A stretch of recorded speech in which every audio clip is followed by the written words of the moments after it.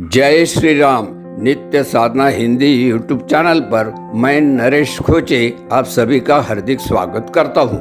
मित्रों, यूपी के बागपत के पास बरनावा की पहचान महाभारत में वर्णित वारनावत से की गई है। बरनावा हिंडन एवं कृष्णा नदी के संगम पर स्थित है। गांव के दक्षिण में लगभग 100 फीट ऊंचा और 30 एकड़ भूमि पर फैला हुआ विशाल टीला है, जिसे लाक्षागृह का अवशेष समझा जाता है। इस टीले के नीचे एक गुफा भी स्थित है। ऐसा माना जाता है कि लाक्षागृह में कौरवों ने पांडवों को एक षड्यंत्र के तहत जलाकर मारने का प्रयास किया था।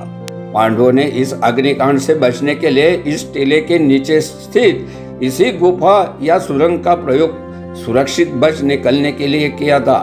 दर्जनों ट्रायल ट्रेंच से पुरातत्वविदों को यहाँ से 5000 साल पुरानी संस्कृति के पुरावशेष, मानव कंकाल, एक विशाल एवं सुदृढ़ महल की दीवारें तथा मानव बस्ती प्राप्त हो चुकी है। मित्रों, महाभारत कालीन सभ्यता और संस्कृति के अवशेष भी यहाँ से प्राप्त हुए।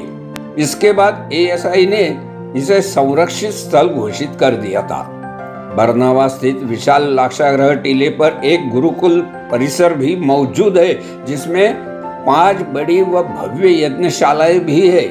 इनमें वर्ष में 2 बार बड़े यज्ञ के आयोजन भी होते हैं और इसमें देश ही नहीं बल्कि विदेशों से भी श्रद्धालु हिस्सा लेने के लिए पहुंचते हैं। इसके अलावा गुरुकुल में काफी संख्या में विद्यार्थी यहीं पर रहकर गुरुकुल पद्धति में दी जाने वाली शिक्षा भी ग्रहण करते हैं। मित्रों, वर्ष 1952 में हस्तिनापुर में एएसआई के महानिदेशक रहे प्रोफेसर देवीलाल के निर्देशन में यहाँ उत्खनन कार्य शुरू कराया गया था। इस दौरान प्राप्त हुए पुरावशेष अपने आप में दुर्लभ है।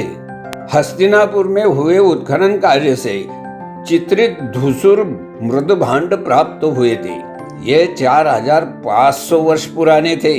इनके कार्बन डेटिंग से स्पष्ट हुआ था कि ये चित्रित धूसर मृदभांड महाभारत कालीन थे।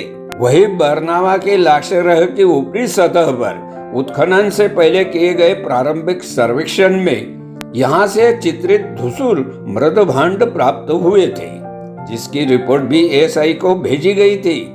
इससे स्पष्ट होता है कि यहाँ पर प्राप्त होने वाले पुरावशेष भी 4500 से 5000 साल पुराने थे और यही समय महाभारत कालीन का भी रहा है।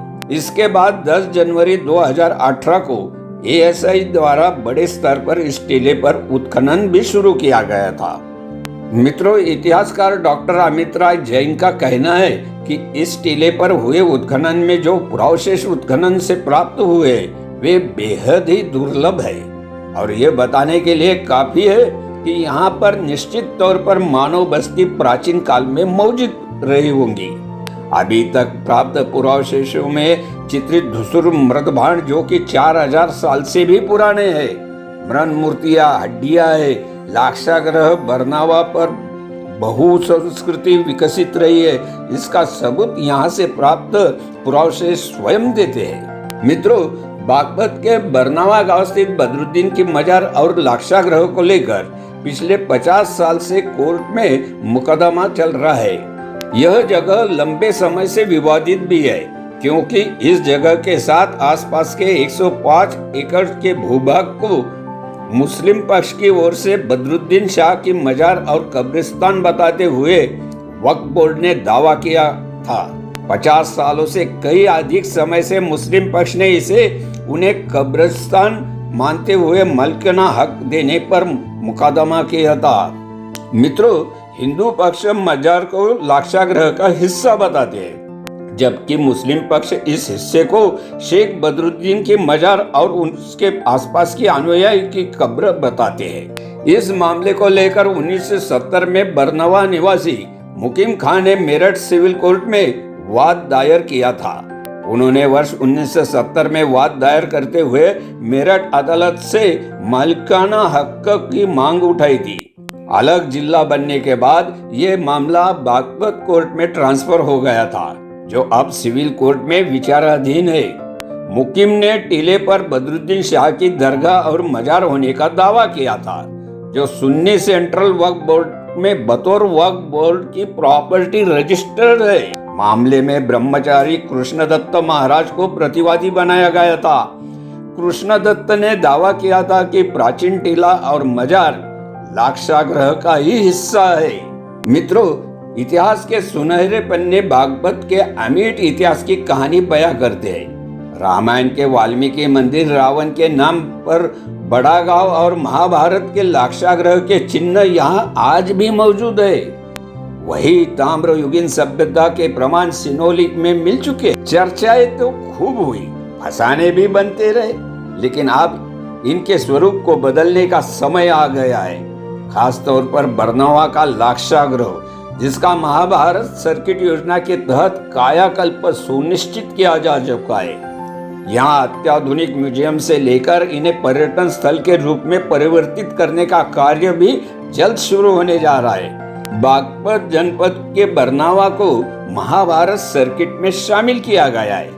इस सर्किट में हस्तिनापुर के अलावा बरनवा लाक्षागृह को अलग से जगह दी गई है। तो मित्रों, ये थी वो लाक्षागृह जहाँ पांडवों को जलाकर मारना चाहते थे कौरव, जिसे मुस्लिम वक्फ बोर्ड ने अपनी संपत्ति घोषित की थी। इस बारे में विशेष जानकारी, ऐसी ज्ञानवर्धक, उद्बोधक तथा आध्यात्मिक जानकारी के लिए आज ही हमारे नित्य साधना हिंदी यूट्यूब चैनल को सब्सक्राइब करें। आज के वीडियो की जानकारी अच्छी लगी तो इसे लाइक और शेयर भी करें। इस वीडियो में इतना ही, मिलते हैं अगली बार एक और नई जानकारी के साथ। तब तक के लिए जय श्री राम।